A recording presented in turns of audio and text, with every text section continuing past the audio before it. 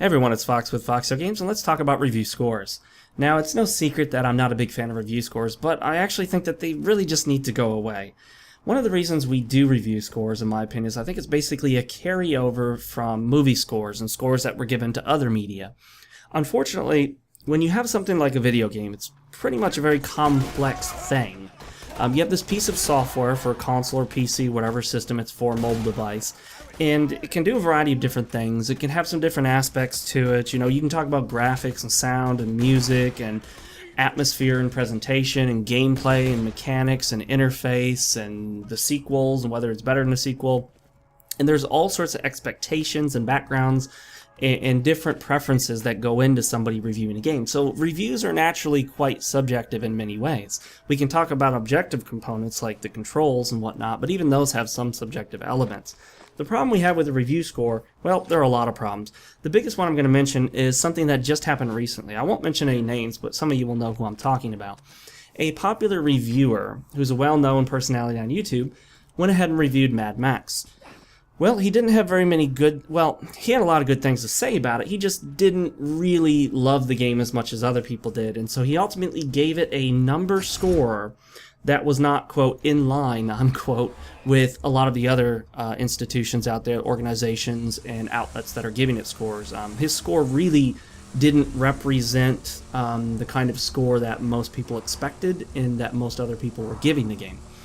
And ultimately what ended up happening was the debate became entirely about the number. Were people actually debating and discussing what he said that led to his number? Not really. For the most part, no. Were people talking about the actual problems he had with the game and the reasons why he didn't like the game as much as other people? Not really, no. They were talking about the number. It came down to the number, and that's what happens with review scores. It all comes down to the number. People skip immediately to the number. People go to Metacritic and look at the number. It's all about the number. We fixate on this number and ignore the fact that there are 9 or 10 out of 10 games, 9 out of 10, 5 out of 5, 4 out of 5 games that you don't like and that I don't like. There are games that are scored incredibly high that you simply don't enjoy for one reason or another, and there are games that may be scored slightly low that you do enjoy. I mean, I know that there have been games that some outlets have given like a 6 out of 10 or a 5 out of 10, and I found them quite acceptable. I kind of enjoyed them. And I acknowledge that there were problems with it, but you know, from the standpoint of the number, I could argue all day with the number.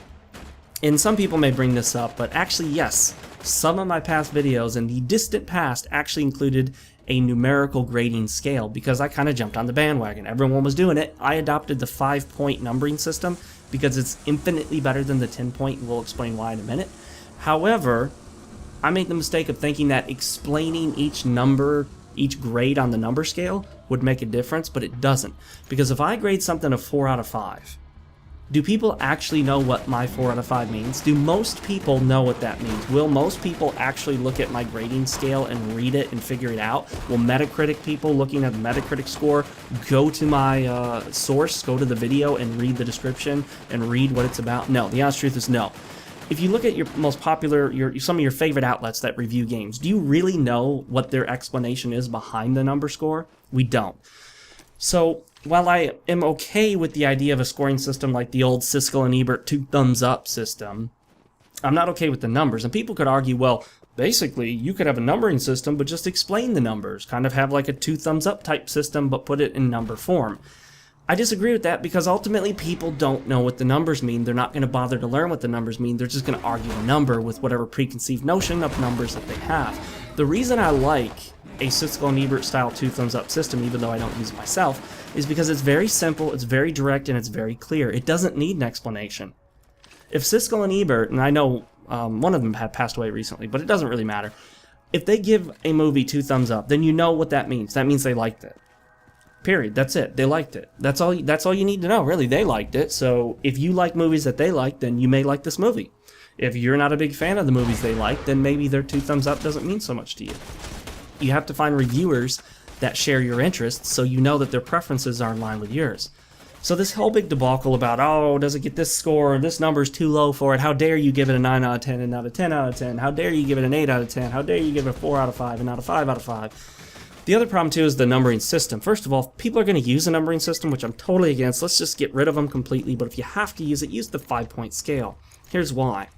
If somebody gives something a 3 out of 5, we kind of recognize, okay, that game's not great. It's got some issues, but it's not completely terrible. Otherwise, I would have gotten a 2 or a 1.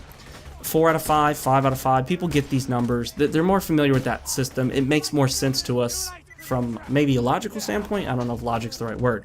But if you look at the 10-point scale, it is completely biased against average games. Because if you think about it, a 3 out of 5 is actually most likely going to be a higher score than a 5 out of 10.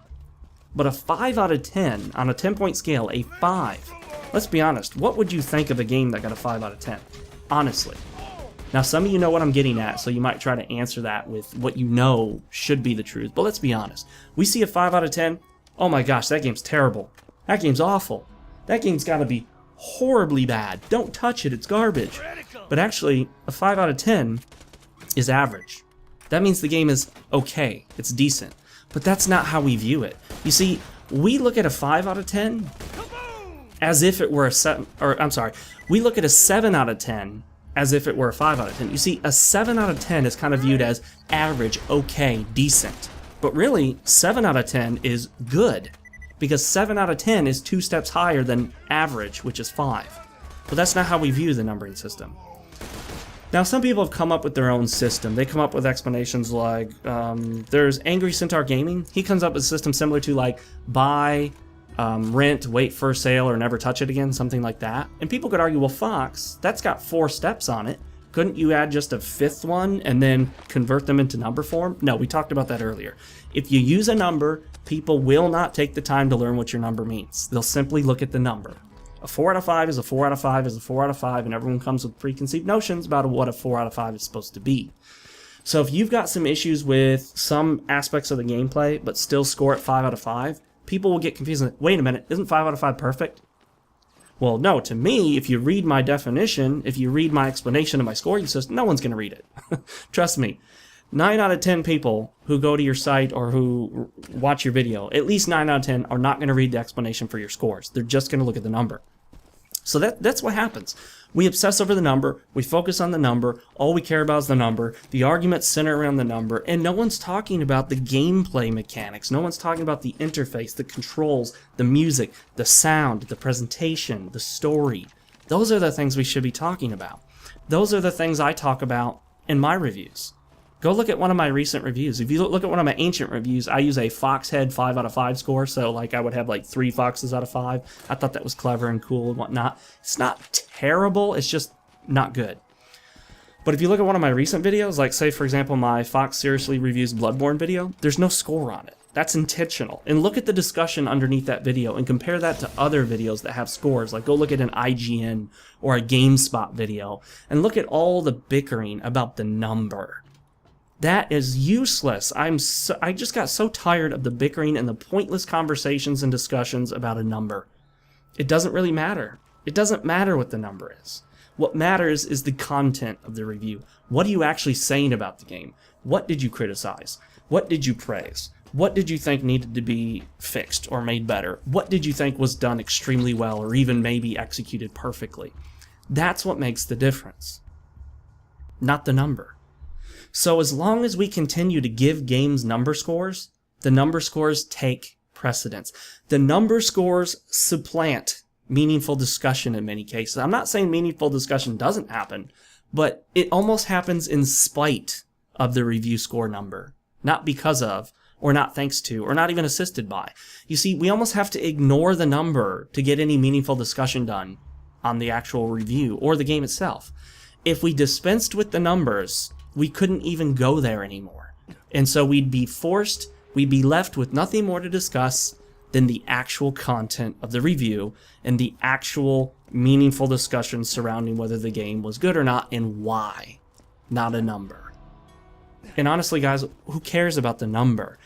Okay, this is the number one explanation I've gotten.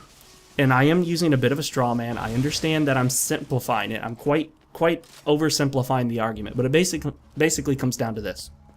People say, well, Fox, this is kind of the system that we have, and There's really nothing better, and we need some sort of system to aggregate reviews. And you know, if you don't give it a number, then there's no way to kind of bring everything together, and this is kind of just the best that we have. They're not useless because they have some meaning. After all, if a game gets a 2 out of 10, then you have a pretty good idea that it's a lot worse than a game that gets an 8 out of 10. There is some merit to a portion of that argument, but essentially that argument comes down to, well, you know, Fox, we just don't have anything better, so let's just use a number because we've kind of been using numbers, and that's just sort of what happens, and that is the way it is. I've never accepted that argument. Oh, well, that's just the way it is. It doesn't have to be that way. It's not that way for my channel. At least not anymore. It hasn't been for years now. I dispensed with that scoring system years ago, and I never looked back. And I never plan to go back to a scoring system. Now, unfortunately, I know some people are forced through their outlets that they work for to give a number score. I don't know what to tell you. I know you have to. They tell you to give it a number score, so you probably don't have much choice. And, you know, quitting the outlet you work for on the principle of being opposed to numbers is not as easy as it sounds. It would be easy for me to say, well, on the principle, on the ethics of the issue, just quit your job. But it's not that easy to just quit a job and walk away, because chances are the next outlet you apply to or ask to work for is going to ask you to write numbers. You see, we're obsessed with numbers. We're almost addicted to review score numbers. My challenge to you would be this. Ask your review sites, ask the outlets that you follow to stop using number scores. Make comments. When you talk about the game, talk about the value of the game. Don't mention what the number score is, but say, I don't think the number score is important. I don't think it's valuable anymore. I think we should get rid of it. Include that somewhere in the comment. But don't say what the number score is. Don't debate the number score anymore. That's another important thing. When you see a number score that you disagree with, ignore it and read the review. Because you might actually learn something about reviewing a game. You might actually learn something about the reviewer himself or herself. You might find out, oh, you know what? This guy has played way too many games like this, and he found this game to be average. And that was the case with Mad Max for some people. They kind of looked at the game and realized, wait a minute, this has all been done many times before. And that's also one of the problems we run into with reviewers. It's a bit of a tangent, but when you review game after game after game, you become a, quote, professional reviewer, and you start to become a sort of snobby connoisseur. You start to expect your games to do something unique and special for you, and you lose touch with simply being a gamer. And that happens naturally without you even trying it.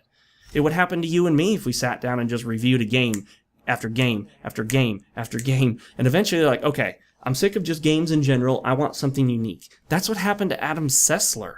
He got so far out there in connoisseur land with his little Frenchy hat and everything. I'm making that up. That's just, I'm just being facetious with that. But he sort of put on his little Frenchy hat and his little tiny cup of tea and sipped it at, you know, his little, you know, what do I want to say, pretentious Starbucks ripoff, you know, homegrown rainforest coffee and all this other stuff. That he was looking for these weird out there experiences that were totally different than what he was used to before. It's why he gave Gone Home such a praise, while most regular gamers thought the game was crap or wasn't worth anything unique. It wasn't special. It wasn't anything worth talking about. And that's what happens to a lot of reviewers. And so these number scores get wrapped up into that. They look at a game like Mad Max and think, well, I've seen this before 100 times, and then they score it lower because it's not different. It's not appealing to their unique connoisseur needs. Sorry, that was my my controller, or the battery going out of my controller. But at any rate, guys, I would really love to hear your opinions on this, because this is something I'm also passionate about. I'm passionate about not pre-ordering, in most cases. I'm passionate about not going in and buying early access games or not paying for them. I'm also passionate about getting rid of review scores. And I'll probably do some more videos on this or talk about them in a live stream. But what's your opinion? List it in the comment section below. Hit the like button if you liked it. Hit the dislike button if you didn't like it. Subscribe if you haven't already. Follow me on Twitter. Follow me on Facebook, on MySpace. I don't really have MySpace, guys. And I will see you next time. Later, everybody.